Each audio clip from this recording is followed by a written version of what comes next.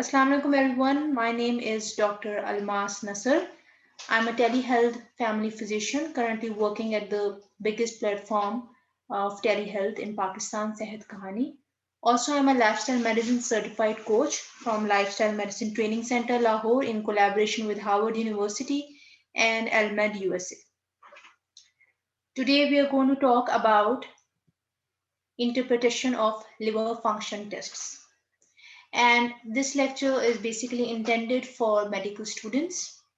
Why liver function tests interpretation is important, you may be thinking right now, is because now you're going to go into the clinical side, right? You're going to go in the house job or in internship. And more often than not, you're going to find yourself in this very common situation where the supervisor or your senior is going to hand you the liver function test. You may have not even seen the patient once, right? You may not have even seen the patient, received the patient, or even taken the complete history. So you're basically very much in a state of blank mind. And at that time, when you handed over the lab reports, you're simply asked to quickly judge and tell the supervisor your first impression, right? So this is a very common situation and it's a very confusing situation. So once you have a grip on interpretation of liver function, you'll be able to exercise your skill and tell the most out of the laboratory tests. Now, what is liver function test? You will be thinking first, right? It is the set of biochemical investigations to, number one, confirm clinical suspicion of a liver injury or disease. A patient has come to you with a certain manifestation. You want to know whether this manifestation or this underlying disease is because of the liver or because of any other organ. For that, you may want to go for a liver function test. Secondly, once you know that there has been a liver injury or a liver disease, you would want to know whether there has been a hepatocellular injury, right? Or you have the patient has a cholestatic or biliary injury, right? So now you're basically localizing the liver injury with the use of liver function test. Number three is that you want to know the extent and severity of the liver damage. How much has the liver been damaged, right? For that also you will want to go for a liver function test.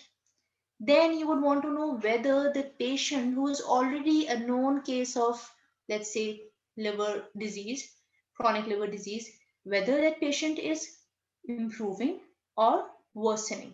So liver function test also tells you about the prognosis. And last but not the least, you want to use LFTs to know about your treatment efficacy. I'll give you an example over here. TB, tuberculosis, is very common in Pakistan, right? And whenever we start a patient on ATT drugs, the first fear that the physicians have is this, that the ATT drugs are going to have an effect on the liver. Therefore, whenever the patient is on the ATT drugs, we go for serial monitoring of the patient via the LFTs. Now, let's say a patient is using it for 6 months, right? The set of ATT drugs, the isoniazid, the rifampicin, the pyrazinamide, right? And on the LFT, you get to know that these ATT drugs are basically playing havoc on the liver. So what you do is you stop the ATT drugs, right? After that, again, the serial monitoring of LFT will show you whether the stopping of the ATT drugs is helping the liver to recover or not. So now we understand why we need LFT in our lives and in the patient's lives. Okay. Now let's go through quickly the list of tests that are included in the liver function tests. The first is serum bilirubin or total serum bilirubin, right? And whenever you're talking about total serum bilirubin, it is divided into direct, right, and indirect bilirubin. Now, one thing you have to remember is simply this, that most of the time when you are actually requesting an LFT and they give you serum bilirubin, they may also give you a direct bilirubin. In that case, you don't need to panic that you do not have the indirect bilirubin. What you do is simply this, You take the bilirubin total and you take the direct bilirubin and you deduct direct bilirubin from the serum total bilirubin and you get the indirect. So there are many laboratories which simply give you a serum bilirubin along with direct bilirubin. You can easily find out the indirect one. Then comes the AST, the ALT, the alkaline phosphatase, and the GGT.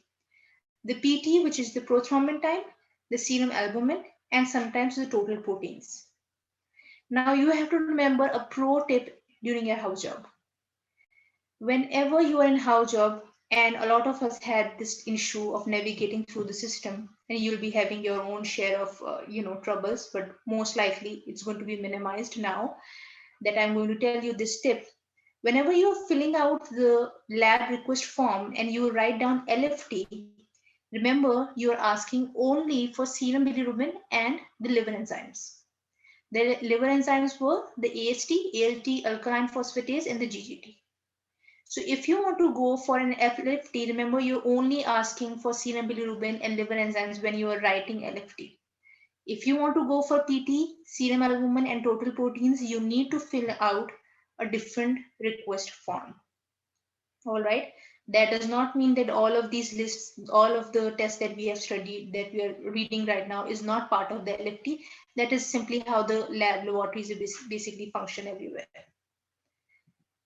Now, let's talk about the enzymes, the tests. Remember, we will first divide all the tests into two categories. The green ones that you're seeing over here, the AST, ALT, alkaline phosphatase, and GGT, are called the liver enzymes. All other tests are called the liver function test. Now, don't get me wrong over here. Remember, when we are calling all the other tests, which is the serum bilirubin, the prothrombin time, and the serum albumin, and the total proteins, liver function test, we are basically calling them liver function for the concept of it, because they basically gauge or tell you the function of the liver, right? So in the next slide, we see that we have divided the test into two categories: the liver enzymes and the liver function test. Now let's go through the liver enzymes first. I told you liver enzymes basically are four. AST is the aspartate transaminase enzyme. ALT is the alanine transaminase enzyme. ALP is the alkaline phosphatase enzyme, and GGT is the gamma glutamyl transpeptidase enzyme. Now, what is important for you to learn is this, that these liver enzymes, these four liver enzymes, are only used to confirm hepatobiliary injury and not the severity. So what you need to understand, the concept over here is simply this: you know very clearly about the cardiac enzymes. The cardiac enzymes troponin T, troponin I, CK, and B. They are released in the blood when there has been a damage to the cardiac cells, right? So what does it say about the patient? It simply says that there has been a damage to the heart. It does not say about the severity, about the extent, or anything else. Similarly, the liver enzymes only tell you that there has been a damage to the liver, right? It will never tell you about the severity. This is a very common mistake that students, even the best clinicians, make, right? You have to have this concept. Where the AST is raised, ALT is raised, ALP or GGT is raised, remember that it is only denoting that there has been an injury to the liver, nothing else. And once you have understood AST, ALT, ALP, GGT, you can also use these four tests to localize the liver damage. Localize means you can distinguish between hepatocellular damage and cholestasis. What is cholestasis? Simply the stasis of bile. Simply when the bile becomes stagnant due to obstruction or due to any injury, that is called cholestasis. So we use AST, ALT, ALP, and GGT to, in the end, to basically understand or to recognize or localize the damage. Now let's think about the liver function test. Now I told you that the rest of the tests are called the liver function test only for the concept of it, because they tell you about the function of the liver, right? Now the function of the liver, there are 500 functions of the liver. But what does these tests basically tell you is number one, the synthetic function, right? And number two is the excretory function. Let's talk about the synthetic function first. When you're talking about the synthetic function, you know serum albumin. Albumin is a transport protein and one of the most important protein, and that is actually synthesized by the liver, right? Example of an excretory function is that of the production of bilirubin, right? Bilirubin is not produced, it is conjugated, but it is excreted by the liver, right? So when you are seeing the serum bilirubin, you get to know about the liver function. Which function? The excretory function. And when you're seeing the serum albumin, again, you're going to know about the liver function. Which function? The synthetic function. The prothrombin time. The prothrombin time will be delayed or elongated or will be prolonged when the liver is unable to secrete the coagulation factors. So again, prothrombin time is actually going to tell you about the liver function, the state of liver function, and most particularly the synthetic function. So what you need to remember, the concept over here is this, that the liver function test is used to assess the liver's synthetic and excretory function as well as the severity. If you want to know how severe is the disease, once we have already established that the liver is under attack or liver is suffering, you're going to use these tests to gauge the severity. What are the examples?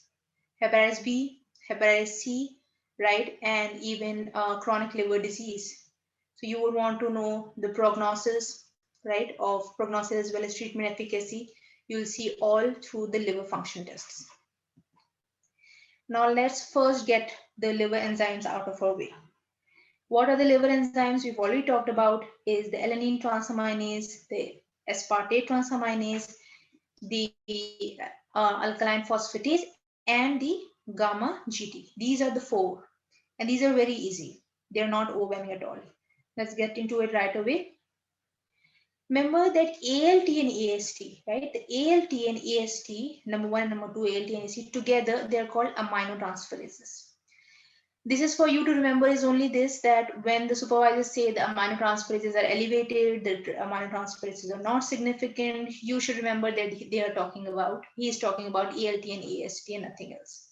Remember why they are called aminotransferases, because, and what you need to remember about them is this, that ALT and AST are the enzymes that are present in the hepatocytes, right? So they're only released when there has been a damage.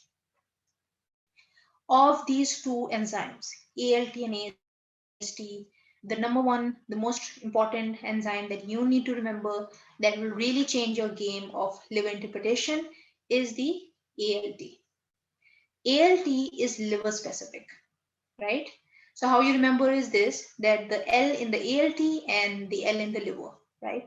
So ALT is that enzyme which is liver specific, which means if there is an ALT elevation, remember that there has been a hepatocellular injury.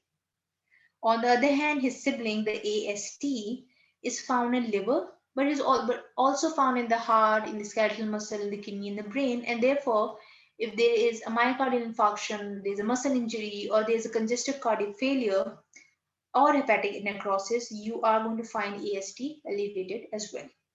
So, of the two, which is the one that you need to keep your eye on is the ALT when you are basically screening for a liver damage. Also, the concept over there you need to understand is simply this, that when ALT and AST rises, remember it is telling you about the acute liver inflammation. So how you understand is simply this, when there is fire in the house, right, ALT and AST is going to detect that fire as long as there is fire. Now, when the fire is put out, right, the ALT and AST may come in the normal range, right? And when the fire is put out, remember when the fire is put out, there may be two reasons. Number one, that it got put out, right? And number two, that it basically devoured the entire architecture of the house and then it got put out. So remember, when AST and ALT elevation is occurring, right, it is basically denoting the liver inflammation. But when there is no ALT and AST elevation, that does not mean that there has not been any damage. It means that maybe the fire engulfed the entire place. For example, sometimes in cirrhosis, cirrhosis is basically the entire damage of the liver architecture. So there is no fire. The inflammation has occurred already. In that case as well, you're going to see a normal ALT and AST, right? Another point that you need to remember, therefore, in the same vein, that ALT and AST is raised only in 24 to 48 hours of the injury.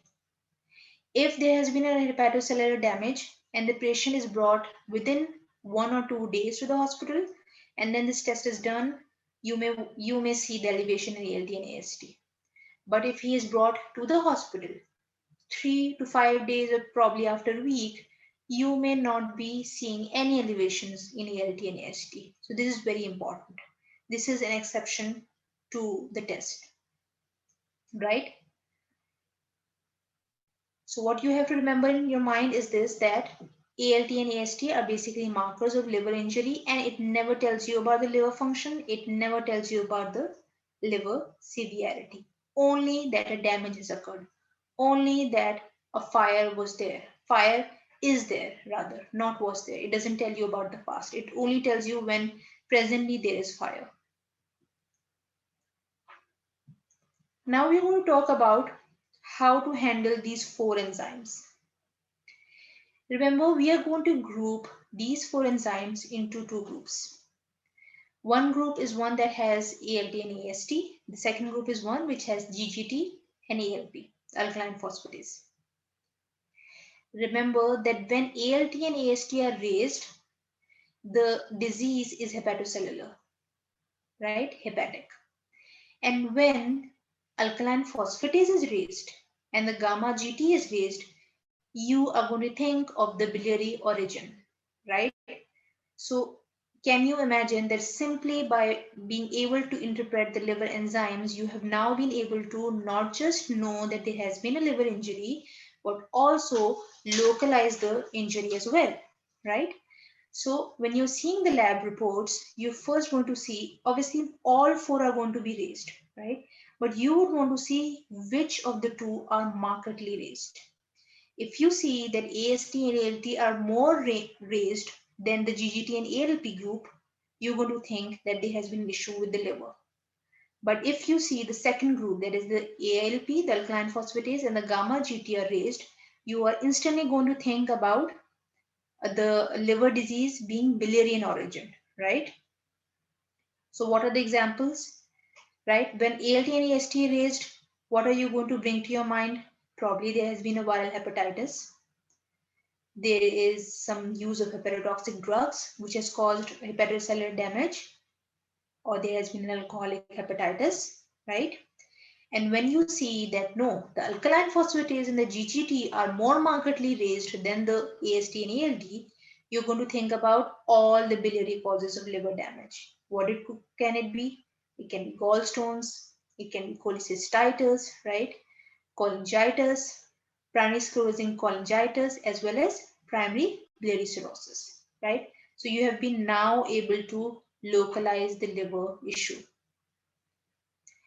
Remember, practically speaking, when either the liver is under attack or biliary tree is under attack, all liver enzymes may be deranged, okay, when the liver or biliary tree is affected. But worth noticing is which enzymes are the most deranged. One more thing that you need to remember is the ALT and AST ratio. Remember what I told you was this, that ALT is more liver specific than AST, right? The ratio of ALT and AST is very useful in further telling you or categorizing to you the liver disease. What you need to remember is simply this. I told you ALT is more liver specific, right? So whenever ALT is more than AST, most of the time ALT and AST normal ranges are same. right? So you can easily know which is more raised. When ALT is more than AST, remember there is a liver disease. And what are those liver diseases? Autoimmune hepatitis, drug-induced hepatitis, hemochromatosis, and ulcer disease, right? But if the AST is more than ALT, then you need to remember two things. It is either alcoholic hepatitis, it is either cirrhosis or obesity. Remember, if the AST is more than ALT, you are going to think of three causes. It can be cirrhosis, it can be alcoholic hepatitis, or it can be obesity as well. Most of the time when AST is double the magnitude of ALT, you're going to think about alcoholic hepatitis. Now, let's say AST, you saw that AST is 2 times more than than the ALT. You are thinking of alcoholic hepatitis. What you're going to do next is you're going to request or check the gamma GT. If the gamma GT is also raised, that is a sure shot case of alcoholic intake or alcoholic hepatitis, right? So what you need to remember is simply this: you see in the lab that the AST is more than ALT, probably more than 2 times than that of ALT, you go for a GGT. And if GGT is also raised, you know that there has been an acute alcoholic hepatitis. Another point that you need to remember is this, that isolated rise in GGT, right, may also be a very sensitive marker that the patient has just had alcohol, right? So GGT tells you two things. One is the alcohol intake, and the other one we are going to talk about later is the biliary damage. So I hope you understood the ratio concept. Remember, whenever you're seeing an increase in ALT more than an increase in AST, you're going to think about all the liver causes. And when you see AST is raised more than ALT, you're going to think of three things. Most common is the alcoholic hepatitis, cirrhosis, and third is the obesity. In case you see that AST is more than ALT and you're thinking about alcoholic hepatitis, you quickly confirm your suspicion by going for a GGT. And GGT, if it is raised, it tells you that that an alcohol intake was there or that an alcoholic hepatitis has occurred. What if you think that no, there has not been any alcohol intake? In fact, the AST is more than ALT, 2 times more than ALT because of cirrhosis. What is the next thing that you're going to go for? You're obviously going to go for ultrasound, right? And if you want to think about obesity, you're going to see the patient yourself.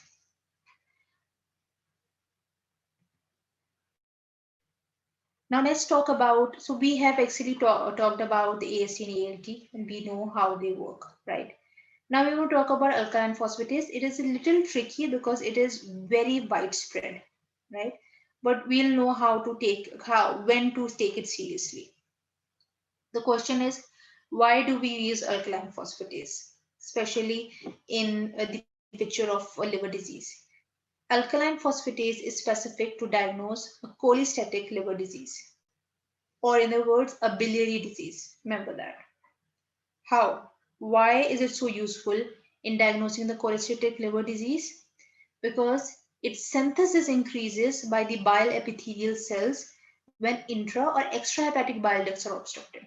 So whether an intrahepatic bile duct or extrahepatic bile duct is obstructed, the bile epithelial cells simply starts overproducing the alkaline phosphatase. So we make use of this alkaline phosphatase to basically know whether there has been a cholestatic liver disease or not. And we have already read before that of the two groups, while the AST and ALT tells you about a hepatocellular damage, the alkaline phosphatase and the GGT tells you about a biliary damage or a cholestatic disease. How much elevation should you consider for a cholestatic liver disease? Remember, when a cholestatic liver disease is occurring, the levels may be 4 to 6 times the upper limit of the normal range, right? Where is it found, alkaline phosphatase? It is concentrated in the liver, in the bile ducts, obviously, as well as the bone.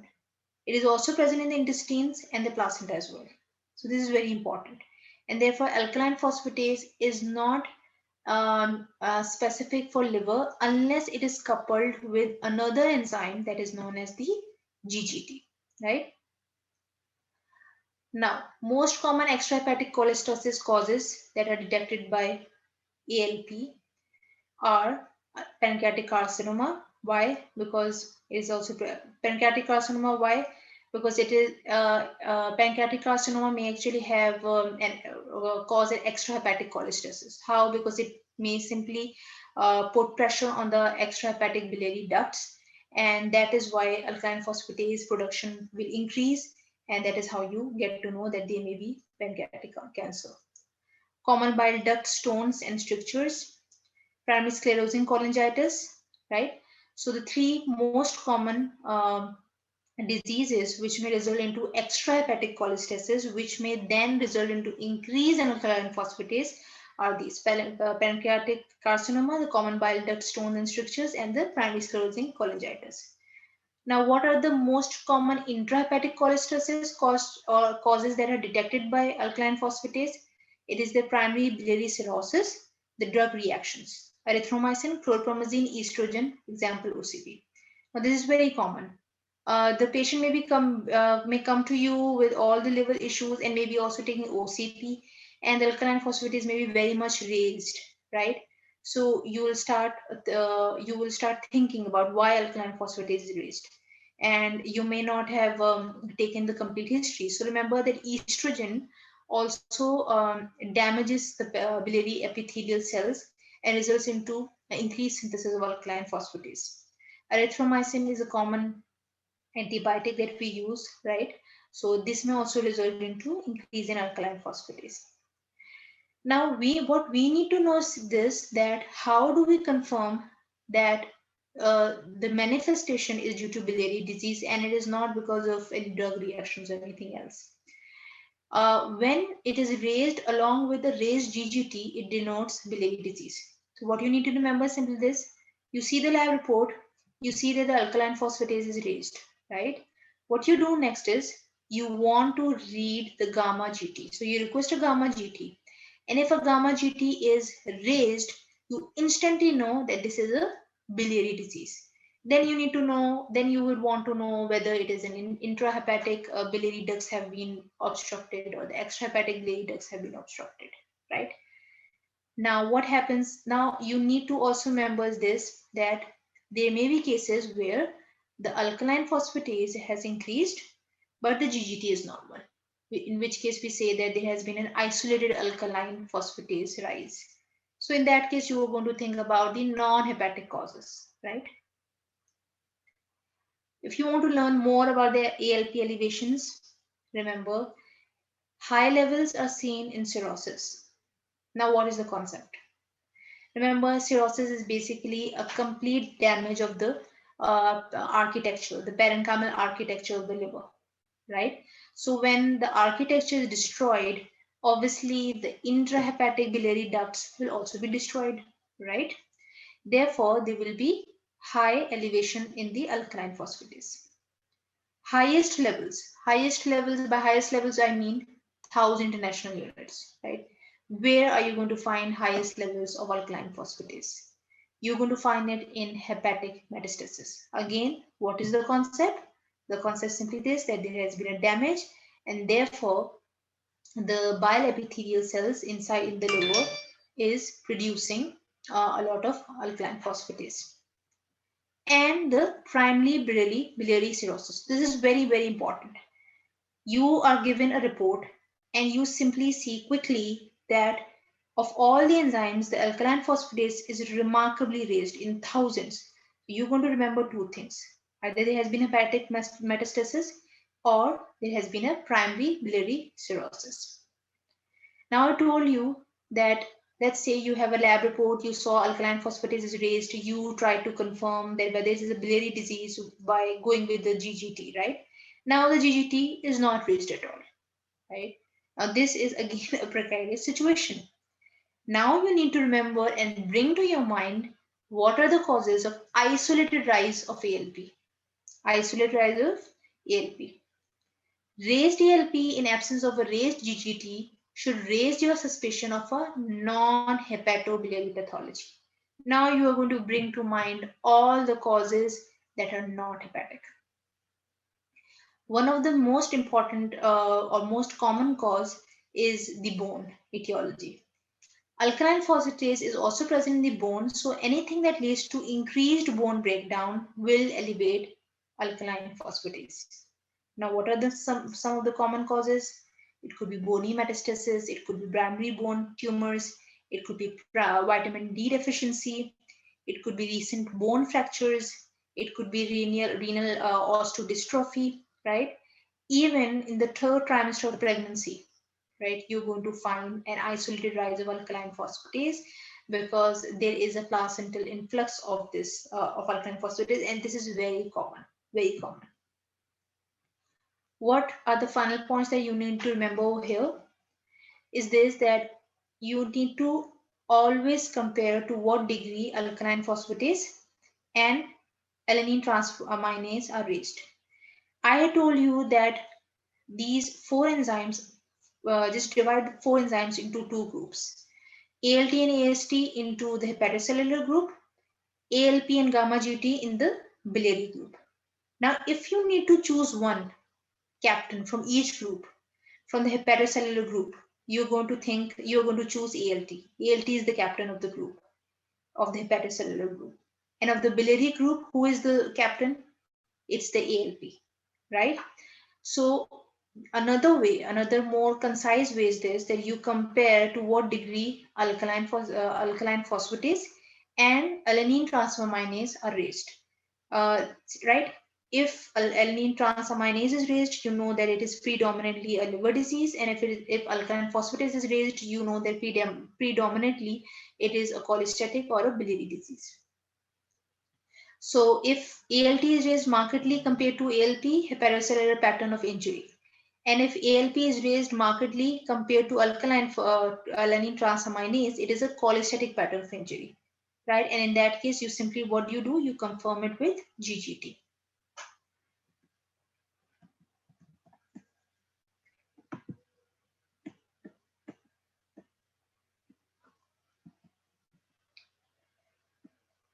So what is gamma glutamyl transpeptidase? The GGT, let's recall again, is simply part of the biliary group, right? Biliary group of enzymes. So when alkaline phosphatase is raised, you want to confirm that it is a biliary cause by going for a gamma glutamyl transpeptidase. Another thing that we recall is this, that when AST is raised more than ALT, right? One of the three causes is the alcoholic hepatitis, right? And in that case, you will want to also go for a gamma GT, because it will tell you, if it is raised, it will simply tell you that there has been an alcohol intake and so an alcoholic hepatitis. Where is it found? It is found in the hepatobiliary system as well as other tissues. Hence, it is the most sensitive indicator of the biliary tract disease when coupled with raised alkaline phosphatase. Also, when the AST is more than ALT, it can confirm alcoholic liver injury if it's raised. When ALP is normal, when alkaline phosphatase is normal, raised gamma GT hints at alcohol intake even if minimal. So this is a very interesting indicator. If somebody has had alcohol even in the past 3 days, if everything is normal, but gamma GT is raised, you know that he has had alcohol. Whether or not alcohol has caused hepatitis or injury, that's another thing. But gamma GT is so sensitive to alcohol intake. Elevated also in fatty liver, pancreatitis, cardiac, pulmonary renal disorders, diabetes mellitus, drugs like phenytoin, warfarin, and rifampicin.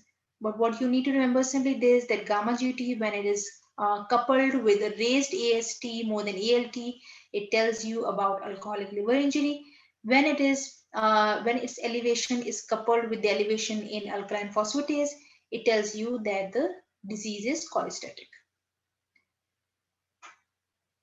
Again, you have to keep in mind is simply this, that alkaline phosphatase and gamma GT are markers of cholestasis only and not the liver function. right?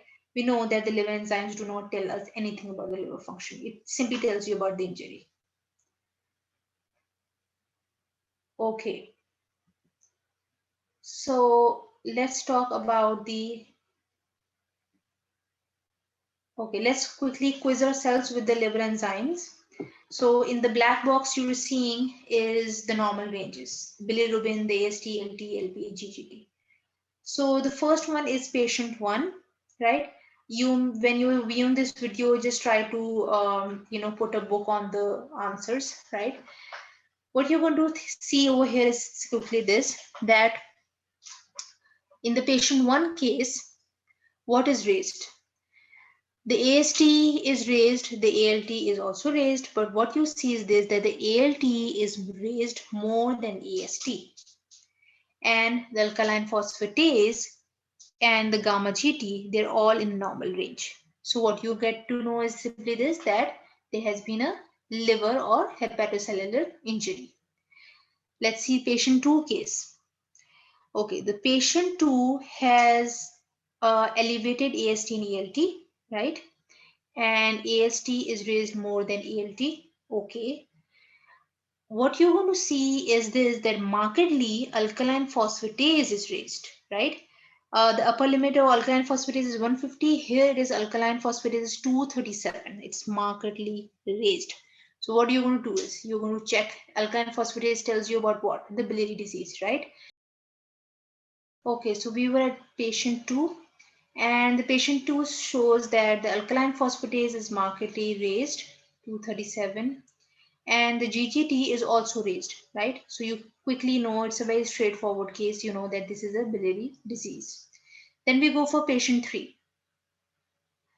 Patient 3, what you're going to see is simply this, that again in patient 3, the AST has raised more than, has an elevation more than that of ALT. So what were the causes of AST being more than ALT?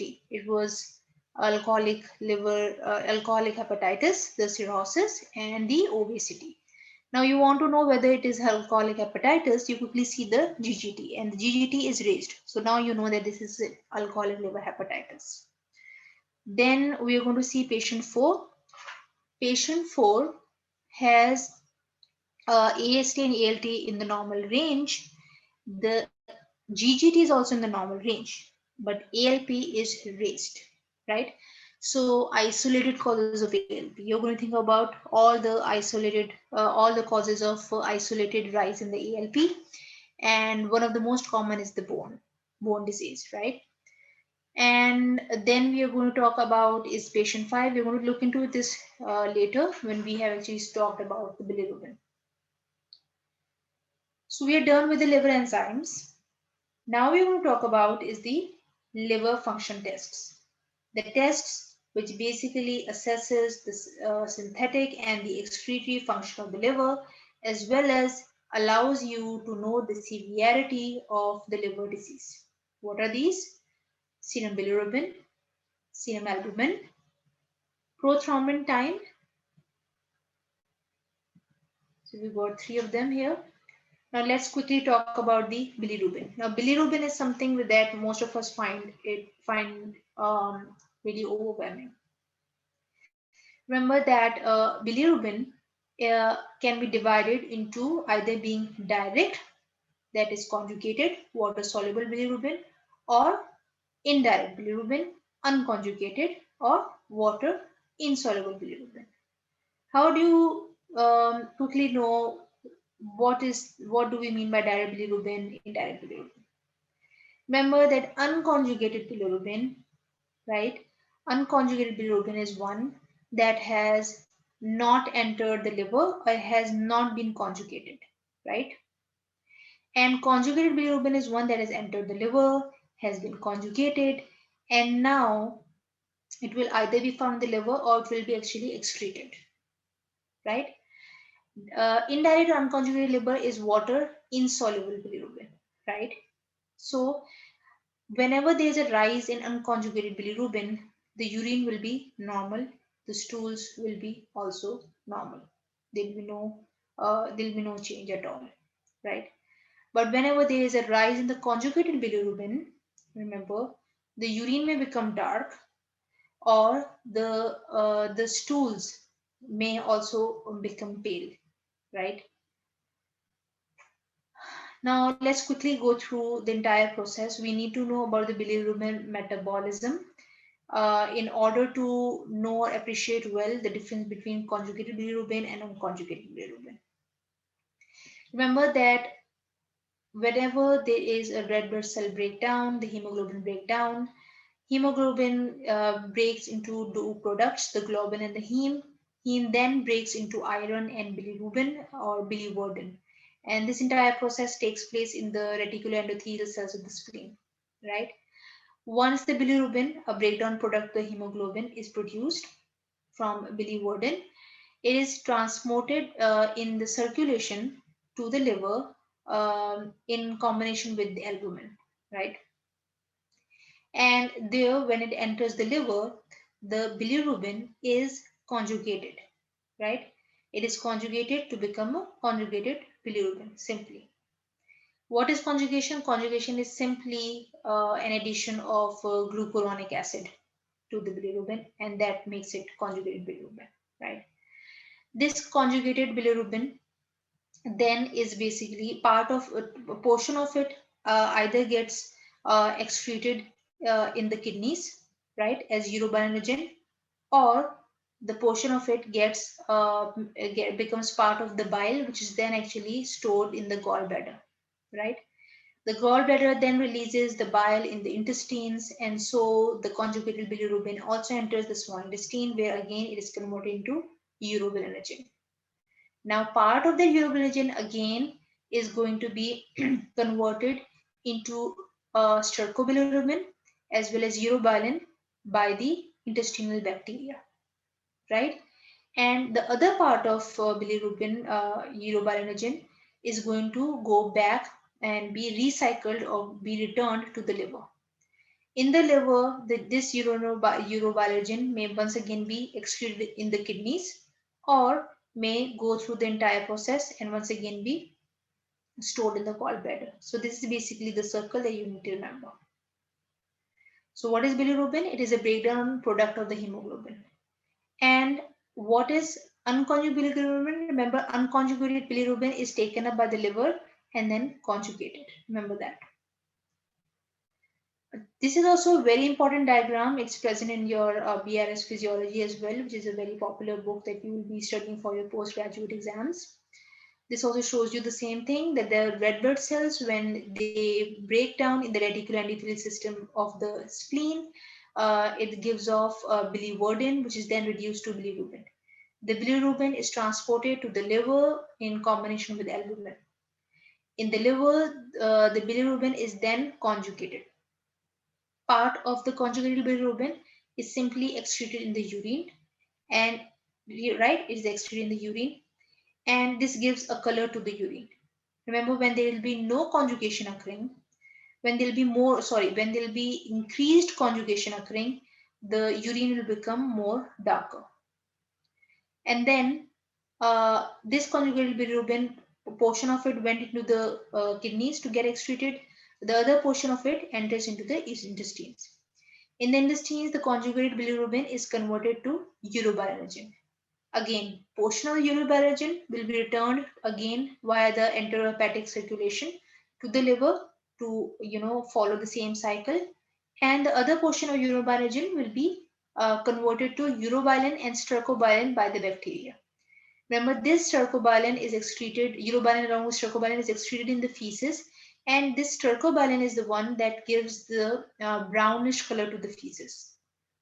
So, if there is a problem with excretion, right? When there is a problem with excretion, when there is either intrahepatic or extrahepatic obstruction, there is no bilirubin entering into the intestine. So there is no production of stercobilin.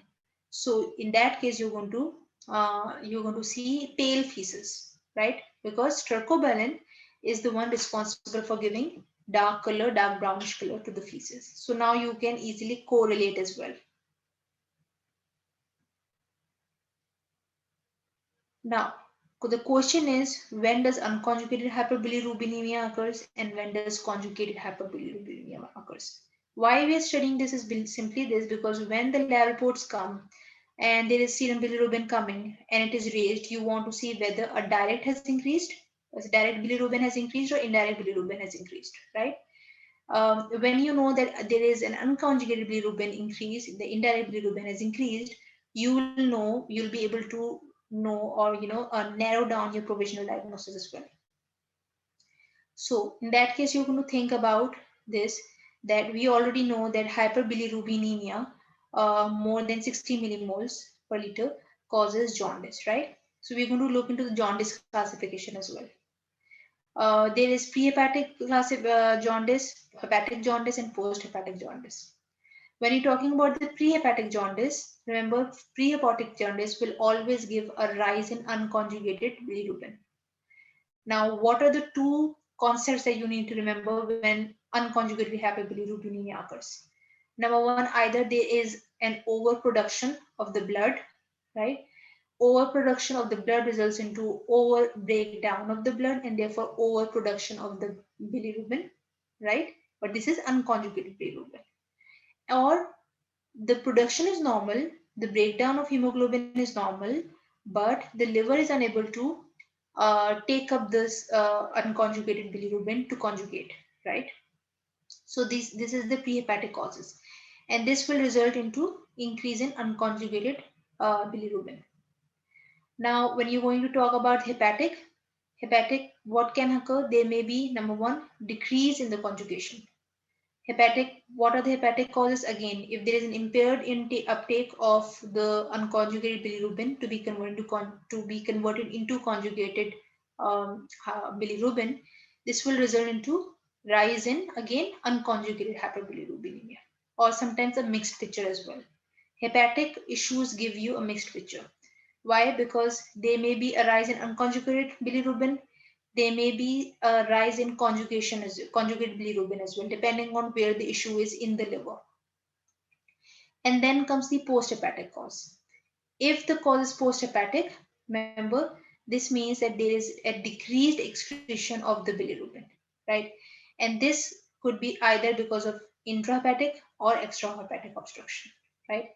When there is an increase, when there is a decreased excretion, obviously this means that the liver is doing its job, it is producing enough conjugated bilirubin, but the liver is unable to excrete it due to obstruction in the outflow, right? So in that case, there will be a rise in the conjugated bilirubin. So let's see, bilirubin is raised when there is increased hemoglobin breakdown. When there is an increased hemoglobin breakdown, it will result into prehepatic or hemolytic jaundice, and this will result into increased unconjugated bilirubin. Or when there is a defect in bilirubin metabolism, injury to the liver, or intrahepatic biliary ducts, this will cause a hepatic jaundice, right? Defect in the bilirubin metabolism, right? Injury to the liver, intrahepatic bilirubin ducts, this will result into what will it result into? It may result into a mixed picture. There may be rise in the unconjugated bilirubin as well as conjugated bilirubin. Why? Again, let's say if there's a defect in the bilirubin metabolism, right? This means that the unconjugated bilirubin has raised and it is not, and the liver cannot do its job or match the speed of production of unconjugated bilirubin, right? So it is not able to conjugate at the rate of unconjugated bilirubin being produced. So there is a bilirubin metabolism defect. Or that there is an injury to the liver or intrahepatic biliary ducts. So what does it mean? That the liver is doing its job, it is conjugating the bilirubin, but the outflow is defected, right? So again, there will be unconjugated bilirubin rise as well as unconjugated bilirubin rise. So this will give you a mixed picture. Post-hepatic jaundice will mostly give you the rise in conjugated bilirubin. Why? Again, because there is an injury or obstruction of the extrahepatic biliary ducts. Again, the conjugation is happening, but the outflow is obstructed. So this is the classification according to the type of bilirubin that is produced. So over here, you're going to see is this, that predominantly you're going to see an unconjugated hyperbilirubinemia, right? And when you're going to see this, when it is more than 85% of the total serum bilirubin. In that case, whenever you're going to see an unconjugated hyperbilirubinemia, you know that the cause is prehepatic, right? And prehepatic basically means that there is either there is an issue outside the liver before there is an issue with the bilirubin entering the liver, right? Or before it has entered the liver, right? So what could be those causes? Hemolysis, resorption of a large hematoma, right?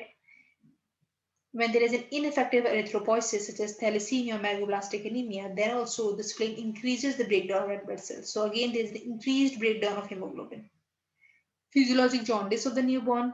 And when you're going to talk about congenital issues, the syndrome and the Crigler-Najjar syndrome.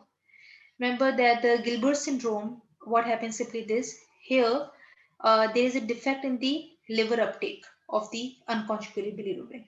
Why? Because there is decreased expression of the enzyme that conjugates the unconjugated bilirubin. And Crigler-Najjar syndrome is where there is complete absence of that enzyme. Okay, so whenever there's a rise in the unconjugated bilirubin, you're going to think about all these prehepatic causes, right? And there is only one liver cause, which is congenital, that is Gilbert syndrome and the Crigler-Najjar syndrome. On the other hand, when you see a conjugated hyperbilirubinemia, right, that it is more than 50% of the total bilirubin, you are going to think about, what are you going to think about? You're going to think about is the post-hepatic causes, right? Post-hepatic causes. So it may include hepatitis as well, okay? But it will include cirrhosis as well, cholestasis, certain drugs, toxins, congenital as well. Dubin-Johnson syndrome, Rotter's syndrome, right? And when you see a mixed picture where there is a rise in both conjugated bilirubin as well as unconjugated bilirubin, you're going to think about hepatic causes. It could be viral hepatitis, it could be alcoholic hepatitis. Okay. Always remember that when you get the chance, try to correlate the labs with your clinical observation and history. How this is going to work for you is simply this, that it will actually mark the domain where you need to navigate to find the provisional diagnosis. Right? You cannot do anything if somebody hands over to you the LFTs, right? But when you're given a chance, try to always correlate. And as a clinician, the interpretation of lab is incomplete unless you see the patient yourself. So this is very important and interesting. Hyperbilirubinemia, remember hyperbilirubinemia, if the patient has increased bilirubin in his blood, it will be only visible to you when it is more than 60 mole micromole per liter. Before that, it won't, right? So let's say a patient comes and he looks normal in color, right? And somebody says, let's check out his bilirubin. So you're not going to say that, why should I go for a bilirubin, right? You will want to go for bilirubin still. Also, the symptoms of the patient and the clinical signs will also help you to differentiate whether a conjugated bilirubinemia has occurred, hyperbilirubinemia, or a unconjugated hyperbilirubinemia has occurred. Remember that unconjugated bilirubin is water insoluble, and therefore it will never affect the color of the patient's urine, right?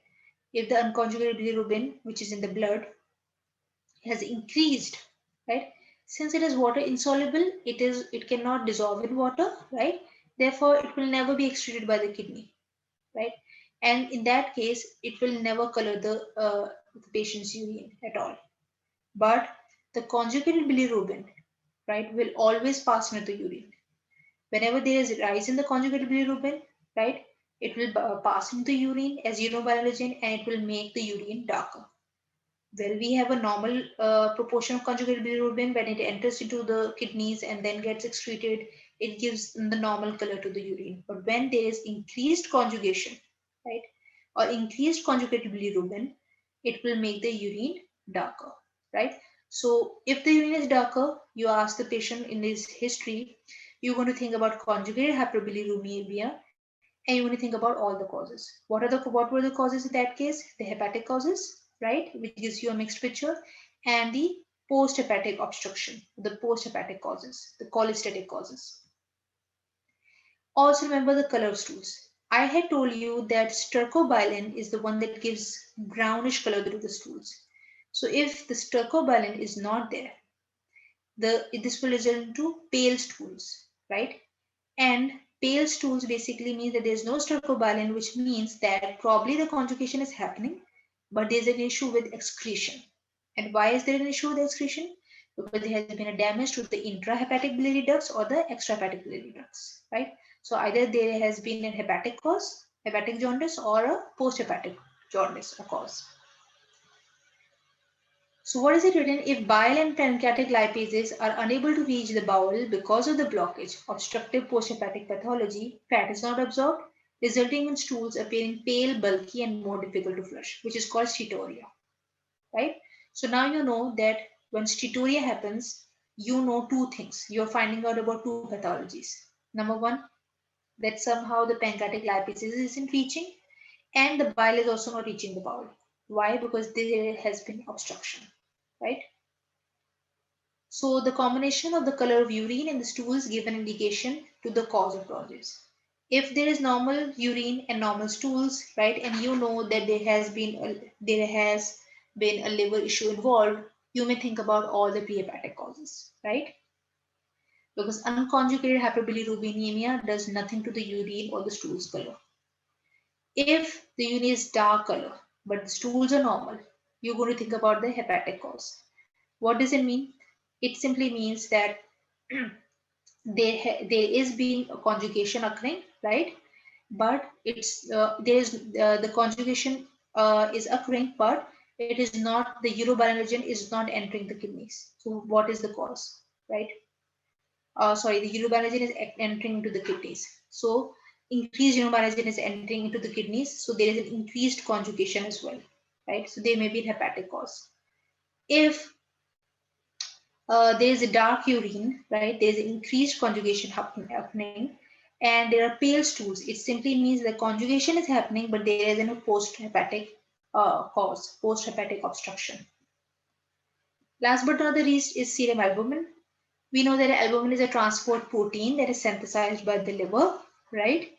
And its function is that it binds with the water easily and is able to transport the cations, fatty acids, bilirubin in the blood, and also it maintains the oncotic pressure of the blood. So remember, when you enter into your house job, in a normal general ward, you're going to see a lot of patients with liver pathology because hepatitis B and C and cirrhosis are very, very, very common in Pakistan, right? So you're going to see very easily, very commonly, in fact, that the cirrhotic patients start becoming edematous. They develop ascites, right? And in that case, you quickly see the albumin. And most of the time, they have a very low albumin. So they are basically given albumin drips as well, right? So that is because the liver has stopped synthesizing albumin. And since albumin is responsible for conferring oncotic pressure in the blood, therefore, now that there is no albumin, the water seeps from the intravascular fluid or space into the extravascular space. And when it enters into the extravascular space, what you find is simply this: the manifestation is edema or ascites. Now, what is the use of serum albumin? It is a marker of synthetic function and therefore gauges the severity of a chronic liver disease. Remember, if the serum albumin, which is the protein that is synthesized by the liver, decreased, obviously you know that the liver isn't functioning well, right? And if it keeps on decreasing, it simply means that the liver synthetic function is failing, and so is the liver. When does it fall? Remember, liver disease worsening and going for a liver failure, cirrhosis, the albumin will keep going down. Also, other non-hepatic causes include malnutrition, right? And urinary protein loss or nephrotic syndrome, as well as sepsis. These are the 2 or 3 conditions where there is loss of albumin as well, and you're going to see a low serum albumin. But in the picture of hepatic issues, serum albumin is going to tell you that the disease, whatever the disease is, or liver diseases, it is basically worsening. We had also talked about the prothrombin time, why it is important. Prothrombin is also a marker of liver synthetic function as the liver synthesizes coagulation factors and that affects the prothrombin time. If the liver is not working well, it will not be able to synthesize coagulation factors and that will prolong the prothrombin time. But over here, there is a small twist. Remember that it is a sensitive indicator of both acute and chronic liver disease due to its short half-life. Now, when a patient comes with hepatitis, right, the prothrombin time will tell you that there is an acute liver disease happening. It's just as in case of alcoholic hepatitis or even autoimmune hepatitis, right? And it is a short life as well. Now, when to consider prolonged PT? Now, you have to consider the prolonged prothrombin time with a caution. Remember that the prothrombin time may be prolonged when there is deficiency of vitamin K. So, in order for you to take the prolonged prothrombin times seriously, you have to exclude vitamin K deficiency as its cause. And how do you do it? You give 10 milligrams of vitamin K intravenously, right? When you're given it intravenously 10 milligrams of vitamin K and then you repeat prothrombin time and it's still prolonged, then you're going to attribute this prolonged PT to acute or chronic liver disease. So if vitamin K deficiency persists, you have to think about biliary obstruction as vitamin K needs high concentration of bile salts to be absorbed in the intestines. Okay, so another case is this, the adverse or the converse case is this, that you have given a 10 milligram vitamin K, right? And still the deficiency persists. So in that case, what you're going to know is simply this, that there may be a biliary obstruction because vitamin K is part of the water insoluble vitamins, the ADAK, ADAK, right? And it involves a high concentration of bile salts to be absorbed in the intestines, right? So if after giving 10 milligrams of vitamin K, the deficiency still persists, you're going to think about biliary obstruction. And if it resolves, right, you are going to take prolonged prothrombin time into consideration and think further about the causes of acute and chronic liver disease. Also remember that prolonged prothrombin time, even after a vitamin K resolution, is a poor prognostic sign of the liver disease. And then you confirm it with INR. This is all about the interpretation of the liver. We're going to see the references soon. The books that I have used over here are basically those that are used for licensing exams, USML exams, as well as the MRCP, the postgraduate exams, and the exams that are part of our Pakistani postgraduate exams as well. So nothing of out of these slides are of the postgraduate level. They're all meant to help the medical students. And I hope you enjoyed the lecture. Remember that if your game is strong, at least with the LFT, because a lot of people get trapped with the interpretation LFT, it is very overwhelming. You'll be very much at ease during your house job. I wish all the medical students listening to me very good luck, best of luck. Do not you might be finding your house job very overwhelming, but just hang in there and keep revising, right? Thank you.